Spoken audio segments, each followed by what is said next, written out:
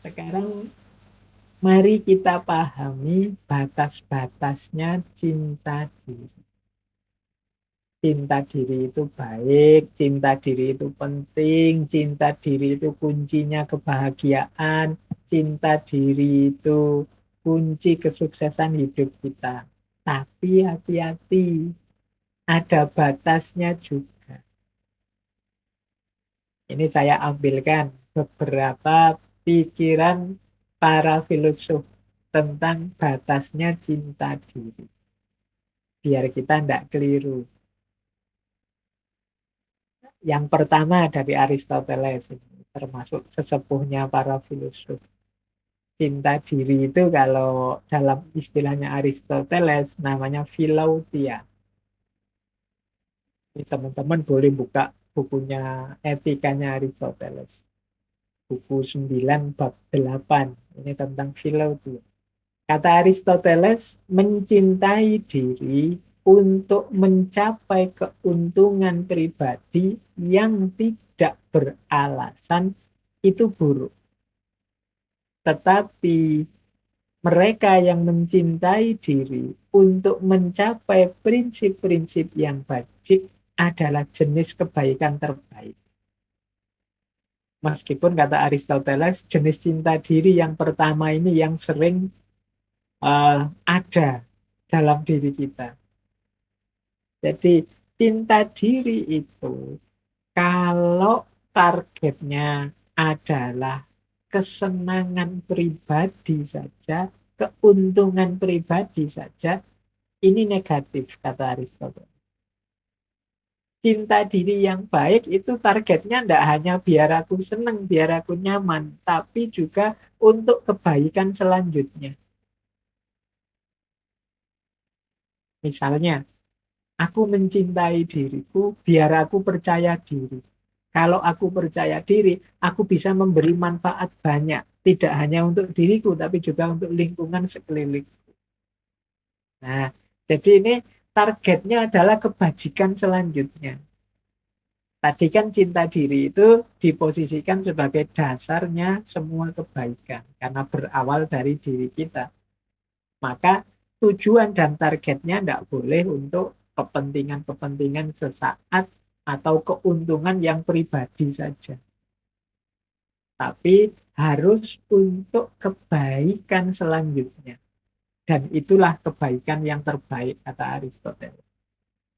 Jadi kita mencintai diri kita ya, tapi cinta kita ini tidak selesai dengan saya sudah mencintai diri kita, Pak. Tidak selesai dengan itu. Tapi setelah aku mencintai diriku, Pak, aku bisa mencintai sesama. Aku bisa peduli dengan yang lain. Aku tidak egois lagi dan lain sebagainya. Hal yang sama dikatakan oleh Cicero. Nah, ini filosof Stoik lagi. Dulu pernah kita bahas juga satu sesi. Katanya Cicero, sui amante sine rivali. Pecinta diri yang tanpa saingan ditakdirkan untuk berakhir dengan kegagalan. Pecinta diri tanpa saingan itu pecinta diri yang egois. Nanti kita jelaskan bedanya apa egoisme dengan cinta diri. Jadi pecinta diri yang menganggap dirinya lah satu-satunya. Yang penting, yang hebat, yang jago. Orang seperti ini akan gagal. Kata Cicero. Ada lagi lebih unik. Kalau ini kata Francis Bacon.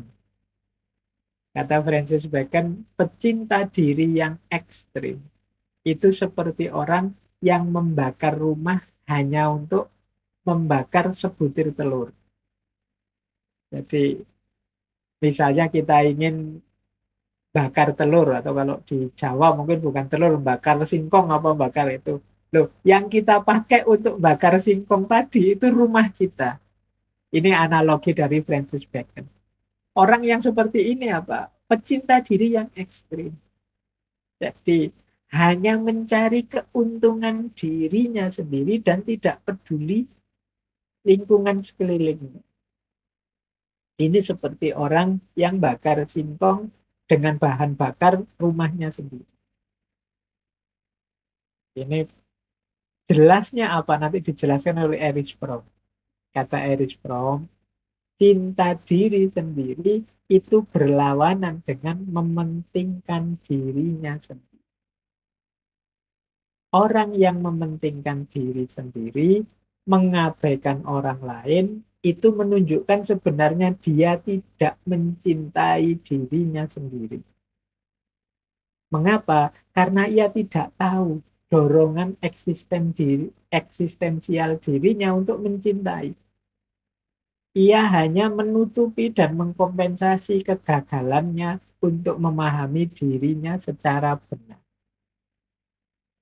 Maksudnya Erich Fromm itu begini loh. Kalau kita mencintai diri kita, itu kan berarti kita memenuhi kebutuhan-kebutuhan diri kita. Nah, orang yang benar-benar mencintai dirinya, pasti dia peduli dengan orang lain.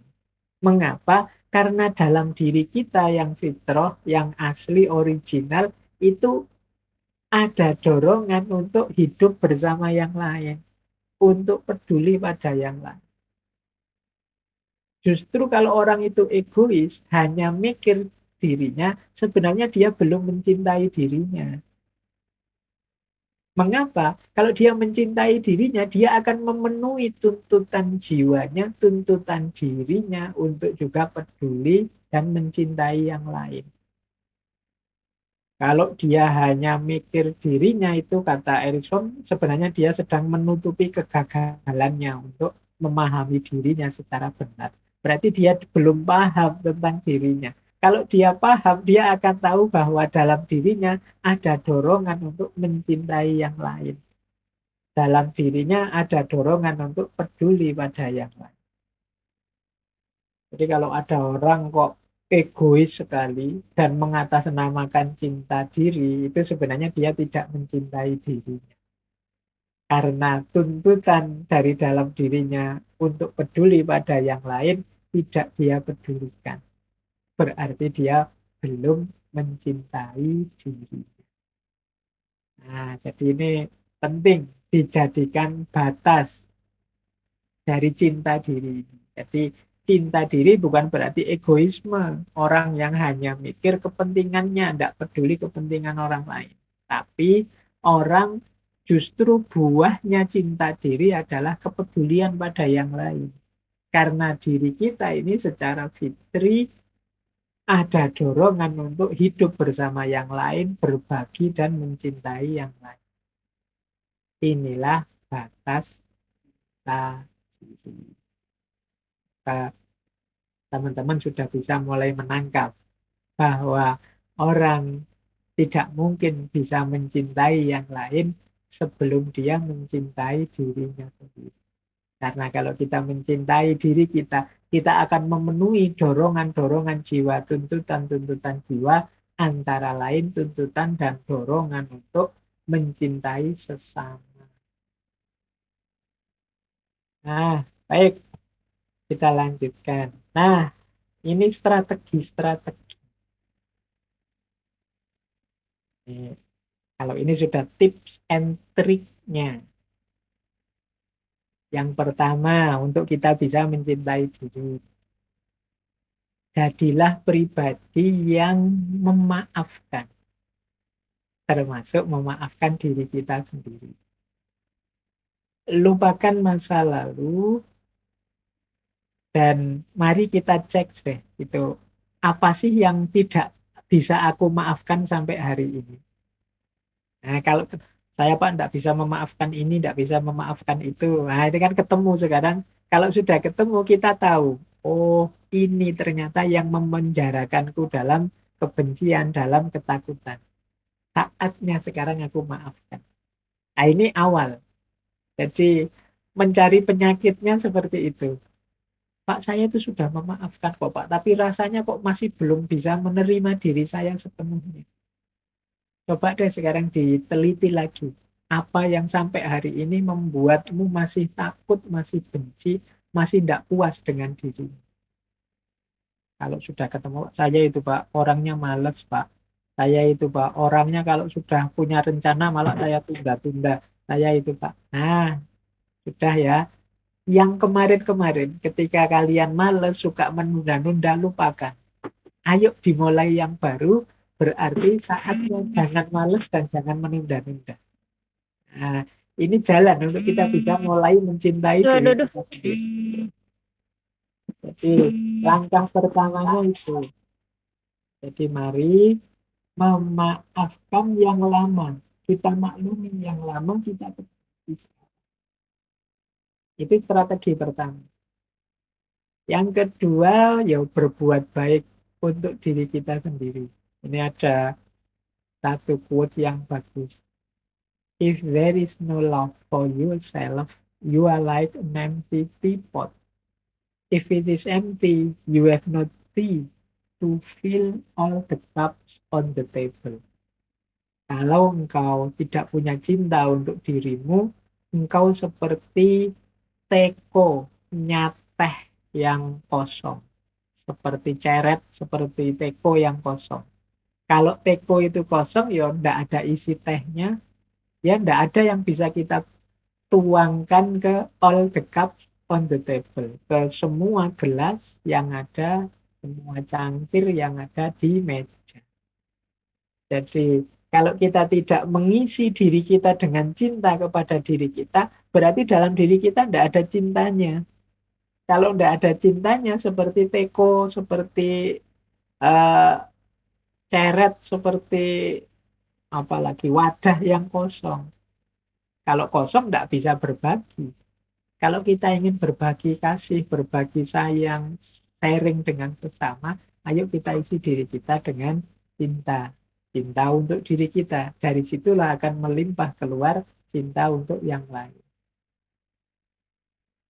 Kemudian ada lagi strategi.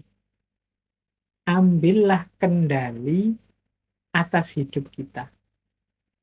Jangan mengembangkan mentalitas korban.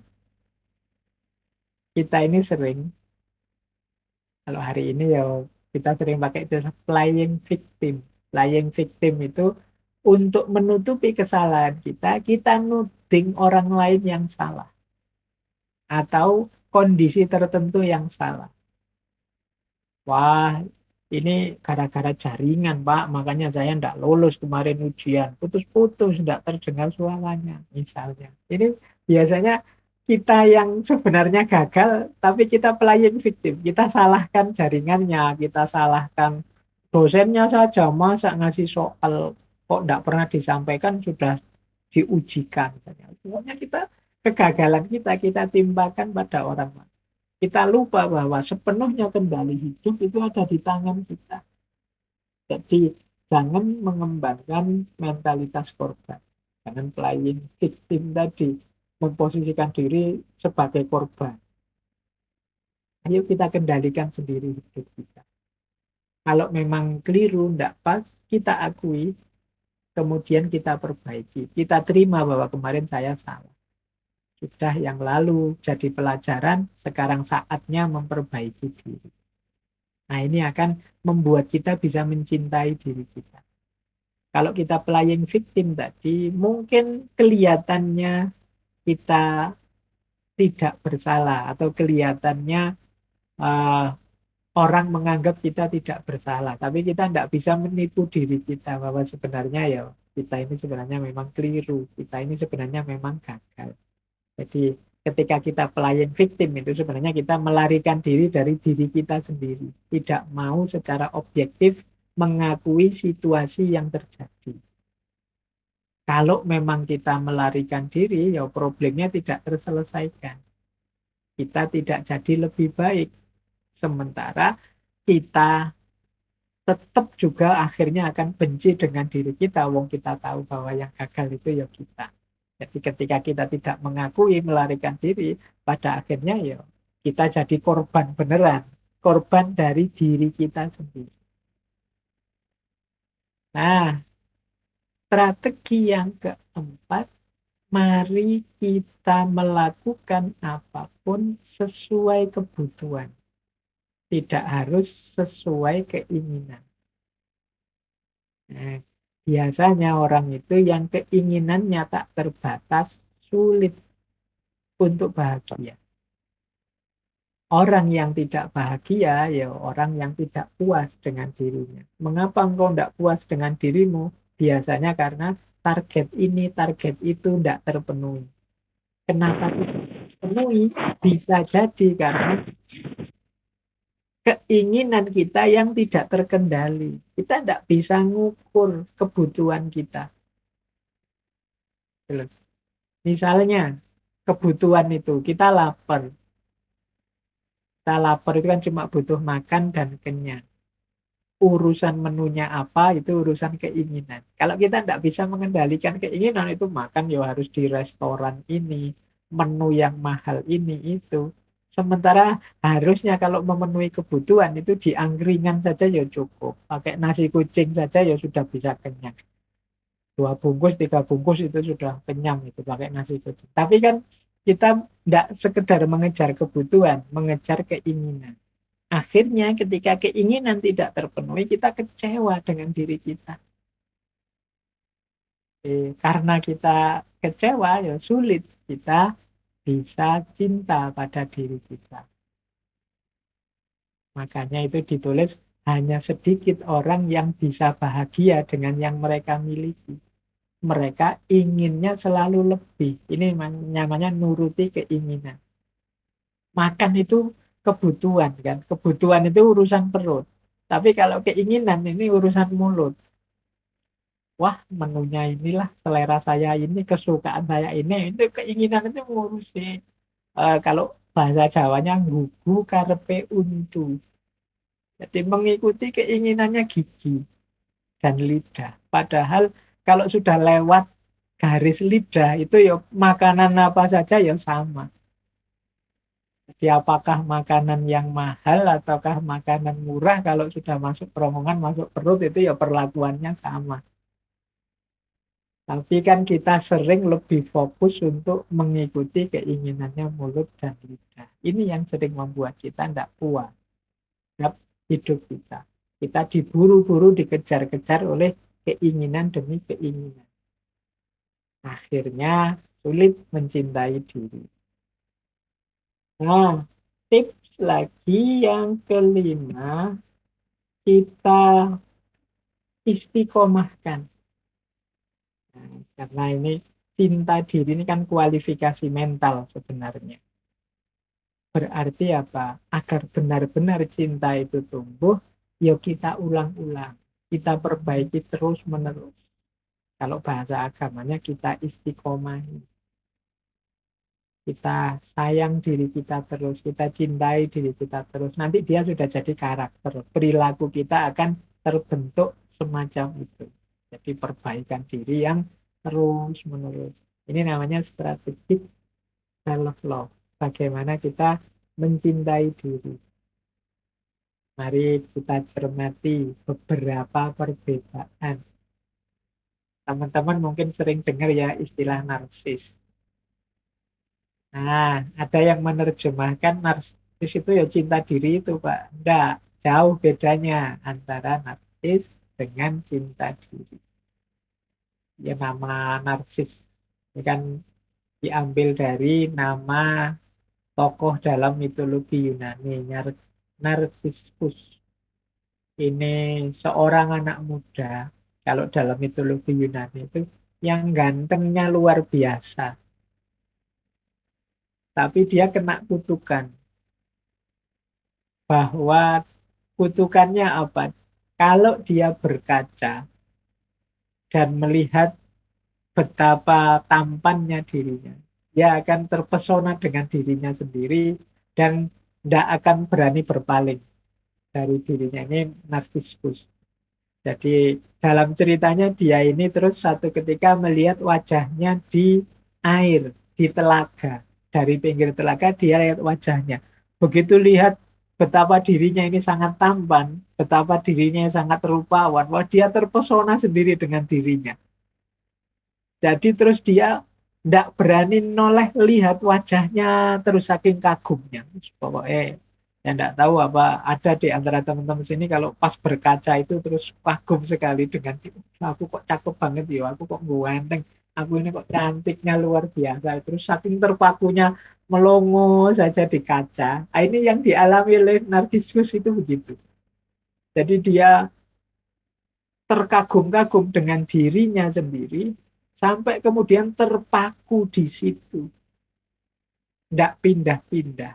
Nah, itu kalau dalam ceritanya ini sebenarnya kutukan. Jadi dia ini karena ganteng sering nolak orang yang melamar dirinya. Nah, di antara yang melamar itu kemudian mengutuk dirinya bahwa mentang-mentang kamu ganteng, saya atau mentang-mentang kamu cantik, saya tembak kok ditolak. Yo, nanti kamu akan tidak dapat jodoh, kamu ya dapatnya dirimu sendiri saja dan kamu akan mati karena dirimu sendiri. Nah, itu jadi akhirnya dia hanya lihat gambarnya sendiri di air terus dia terpesona kagum di situ terus. Ada ada yang bilang nanti eh, dia ini berubah jadi bunga. Ada bunga itu namanya bunga narsis. Bunga narsis itu yang bunganya indah sekali. Kombinasi antara warna putih dan warna kuning. Coba teman-teman googling cari bunga ini.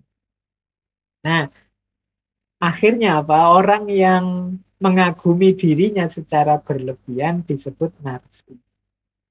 Kita hari ini kan sering mengkritik orang narsis. Kadang-kadang nggak asli pun kita sukanya luar biasa. Misalnya pakai kamera yang bokeh, pakai kamera-kamera terbaru itu kan wajah kita yang biasa-biasa pakai HP yang bagus itu kan jadinya ganteng, jadinya cakep. Itu pun kita senengnya luar biasa. Kita tiap hari pakai itu, kita share, kita sebar kemana-mana. Ya enggak apa manusiawi orang seneng dengan dirinya. Tapi kalau di tahap berlebihan, itu nanti jadinya narsis.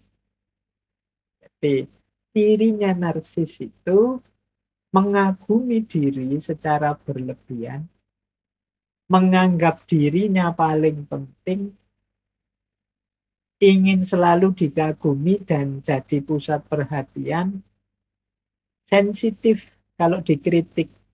Mungkin bagi dia dunia ini kiamat kalau dikritik. Jadi dia ini menganggap dirinya ini perfect. Jadi mengagumi diri secara berlebihan. Dan menganggap dirinya paling penting. Dunia ini dianggapnya berputar di sekeliling dirinya saja. Kalau misalnya jalan-jalan di mall itu dia merasa, "Wah, ini semua orang mesti melihat padaku. Aku tak cuek saja lah, biar saja orang lihat aku. Memang aku ini ganteng kok, memang aku ini cantik kok." Nah, ini gayanya orang narsis. Dan ingin selalu dipuji, ingin selalu jadi pusat perhatian. Sehingga kadang-kadang terus jadinya agak over, banyak tingkah. Ini cirinya orang narsis. Nah, kalau dikritik, sensitifnya luar biasa. Wah, sekarang kok gemukan ya, misalnya. Oh, itu bisa panik itu kalau orang-orang yang menganggap dirinya harus selalu ideal. Padahal mungkin tadi yang ngomong nggak niat ngeritik sih, dia cuma komentar asal-asalan saja kok. Sekarang gemuk, itu mungkin mungkin niatnya malah mau muji bahwa, wah sekarang makmur. Tapi karena tadi sudah citra dirinya, saya nggak boleh jelek. Begitu dikritik, wah kamu kok agak gemukan. Itu tensinya luar biasa. Nah, ini cirinya orang narsis. Narsis tidak sama dengan self-love. Antara lain bedanya ini. Kalau orang narsis itu dia haus pujian. Sebaliknya, orang yang cinta diri itu menghargai pujian. Kalau tadi yang hatred mindset, orang yang membenci diri kan orang yang tidak percaya pujian. Selalu menganggap pujian itu palsu dan tidak tulus. Tapi orang yang cinta diri menghargai pujian.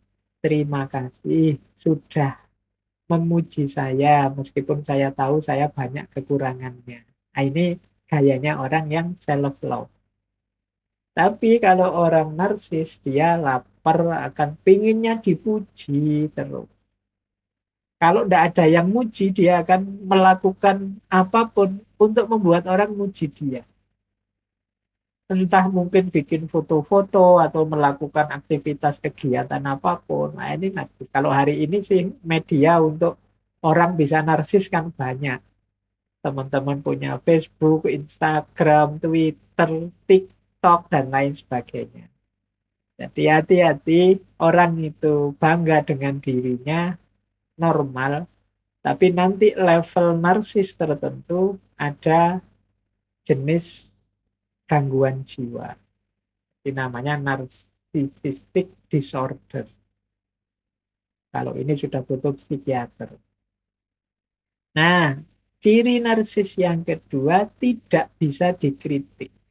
Sementara kalau self love itu terbuka untuk dikritik. Dia sadar banyak kekurangannya. Jadi teman-teman boleh deh introspeksi. Kalau saya pas dikritik itu sikapku seperti apa? Kalau begitu dikritik rasanya seperti nilai diri kita langsung jatuh, muka merah padam, gemeteran. Nah, itu kemungkinan kita punya kualitas-kualitas anggapan tentang diri yang agak berlebihan. Beda dengan orang yang cinta diri, orang yang mencintai diri ini sadar yo, aku ini banyak keistimewaan, kekurangannya juga ada. Jadi kritik, terima kasih sudah memberi kritik, jalanku untuk jadi lebih baik. Nah, kemudian orang narsis itu kalau gagal malunya luar biasa karena dia ini mementingkan citra-citra dirinya. Malu terhadap kegagalan-kegagalan. Sebaliknya, orang yang mencintai dirinya sadar bahwa ya memang aku ini bisa saja gagal, tidak ada yang memastikan orang itu sukses terus. Ya kecewa kalau gagal, wong manusiawi. Kalau tidak kecewa namanya bukan manusia. Wah, ya memang dirancang, diusahakan kok gagal, ya memang kecewa. Tapi tidak akan terpuruk. Ya gagal ya diulang lagi. Kegagalan bukan berarti keruntuhan, kehancuran. Nah, ini gaya orang self masih mencintai diri. Meskipun mengalami kegagalan dan kecewa dengan kegagalan itu. Beda dengan kelompok yang narsis tadi. Kalau narsis ini ya, begitu gagal rasanya kiamat sudah. Dia malunya luar biasa. Nah, narsis ini juga ada indikasi seperti egoistik. Dia merasa lebih baik dari orang lain. Makanya dia sensitif dengan kritik. Jadi kalau ada orang kritik, dia merasa harga dirinya langsung jatuh. Sementara orang yang self love itu dia nyaman dengan dirinya, meskipun dia tahu ada kekurangan. Makanya di awal-awal tadi dijelaskan orang yang mencintai diri itu dia tidak banyak mengeluh, meskipun tetap melakukan perbaikan-perbaikan. Jadi ini bedanya. Kalau teman-teman merasa kok aku merasa lebih terus ya dibandingkan yang lain, jangan-jangan ada kualitas-kualitas narsis. Tidak sadar bahwa di sekeliling kita itu banyak orang yang lebih dari kita. Di sekeliling kita juga banyak orang yang mungkin setara dengan kita. Jadi tunggale ya oke, kita tidak satu-satunya. Tapi kalau kita merasa kita ini selalu satu-satunya, saya yang terbaik, aku yang paling cakep loh, aku yang paling bagus loh, paling baik loh. Kemungkinan kita ada kualitas-kualitas narsis ini. Nah, orang narsis juga hidupnya tergantung yang lain. Maksudnya tergantung yang lain itu ya komentar orang, dukungan orang, like-nya orang ini jadi kunci dalam dirinya. Kayak teman-teman kalau waktu posting itu kan kalau fokusnya teman-teman dalam postingan itu, aku ingin ngecek berapa orang yang jempoli, berapa orang yang komen, berapa orang yang like. Kalau fokusnya ke situ terus, kemungkinan kita punya kualitas ini, tidak independen. Padahal ya kalau kita merasa, wah yang saya sampaikan ini baik kok, terserah orang mau komen apa tidak, mau memberi jempol apa tidak masalah. Manfaat untuk satu orang saja sudah alhamdulillah tidak apa-apa. Nah, ini orang yang self love. Jadi menerima dirinya apa adanya secara logis. Tapi bagi yang narsis, dia perlu dukungan. Meskipun kontennya misalnya YouTube, kontennya bagus-bagus, manfaat, tapi ketika nggak ada yang like, nggak ada yang jempoli, nggak ada yang komen, terus dia gelisah berlebihan, kemungkinan ada kualifikasi ingin menonjolkan citra diri atau narsis ini.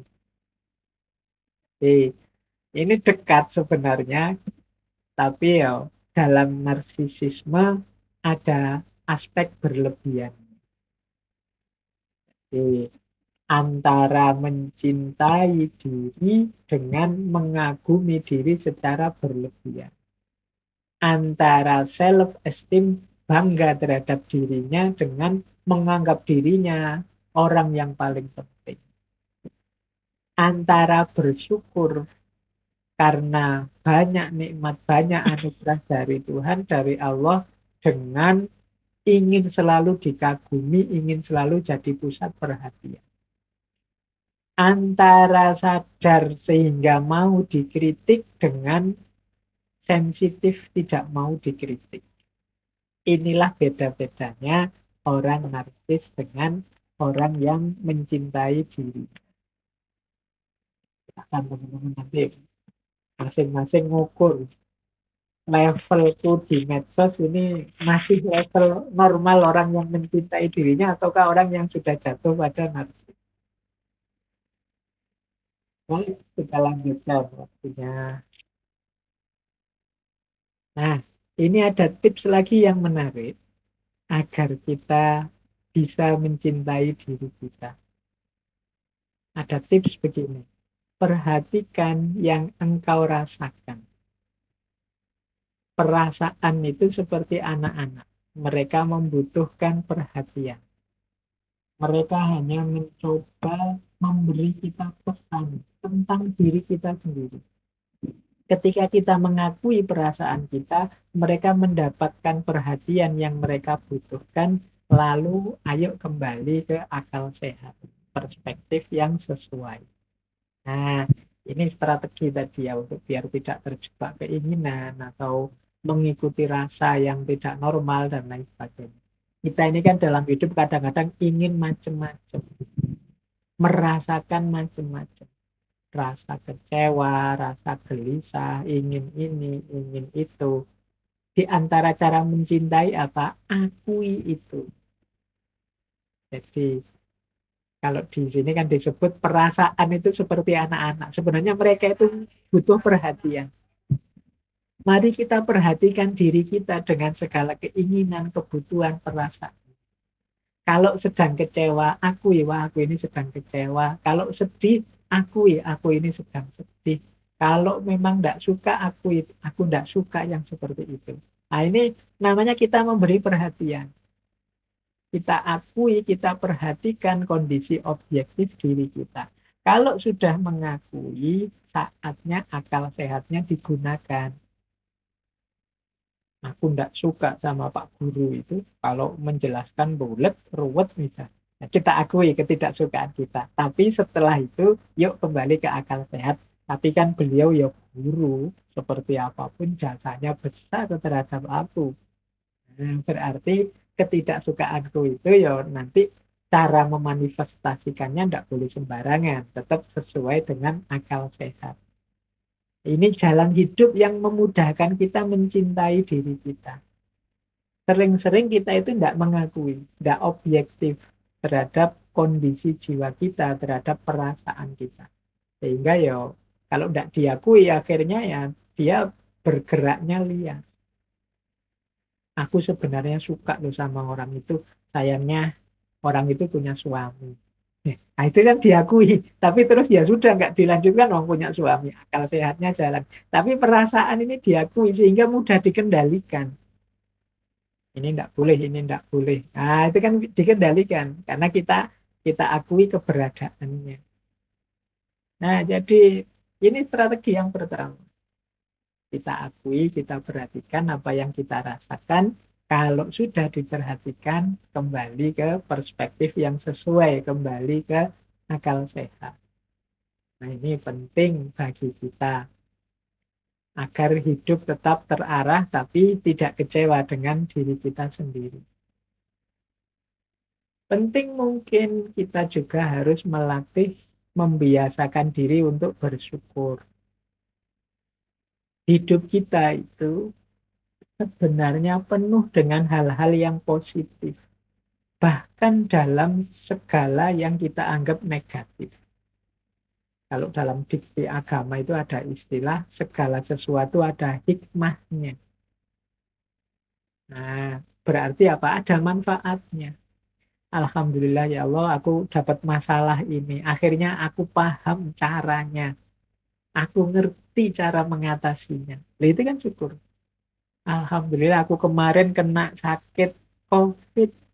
Akhirnya sekarang aku ngerti cara menghadapinya. Cara misalnya nanti enggak ke karantina, karantina sendiri aku ngerti cara. Itu kan dapat ilmu sekarang. Itu namanya syukur. Dalam hal yang paling pahit sekalipun kita bisa menemukan sudut positifnya. Beda dengan tadi yang orang mindsetnya pembenci tadi, dalam hal yang paling baik sekalipun dia melihatnya dari sudut negatifnya. Tapi ayo latihan jadi pribadi yang bersyukur dalam hal yang paling pahit sekalipun kita bisa menemukan sisi positif.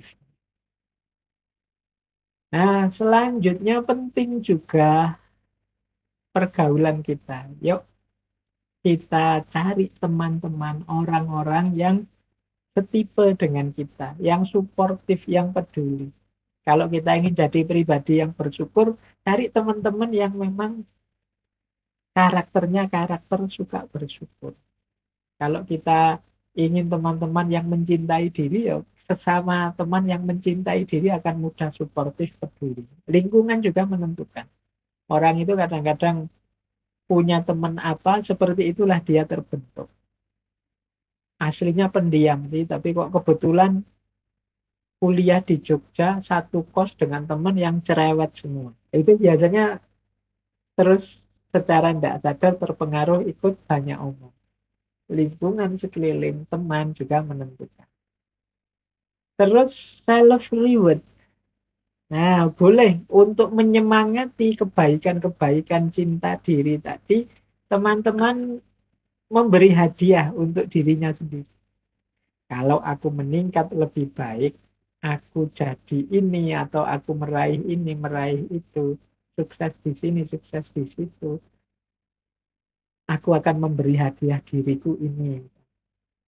Biasanya makannya di angkringan, kalau nanti aku sukses tidak sombong, berhadapan dengan orang ini, orang itu, ya makan di restoran lah sekali, tidak apa-apa. Self reward ini namanya. Jadi memberi hadiah untuk diri kita sendiri. Nah, penting dalam rangka menyemangati. Kemudian afirmatif atau positif self-talk. Memberi afirmasi positif pada diri. Aku ini mampu loh. Aku ini penting loh. Aku ini istimewa loh. Keistimewaanku banyak loh. Aku ini, nah ini namanya positif self-talk. Kita itu kan sering ngobrol dengan diri kita sendiri. Sadar atau tidak sadar. Ada yang dibunyikan, ada yang tidak. Mungkin ada teman itu yang suka berundeng ngomong sendiri, itu kan self talk namanya. Nah, yuk sering-sering self talk yang positif. Kalau tidak terkontrol nanti self talknya negatif. Kalau self talknya negatif, ya berpengaruh terhadap diri yang negatif. Jadi kan kita dalam hidup sehari-hari ini kan mengalami macam-macam peristiwa. Biasanya terus komen. Komen itu ya gerundeng sendiri, mengucapkan sesuatu sendiri. Nah, usahakan sifatnya selalu positif. Positif self-talk. Nanti kita ada beberapa contoh untuk positif self-talk.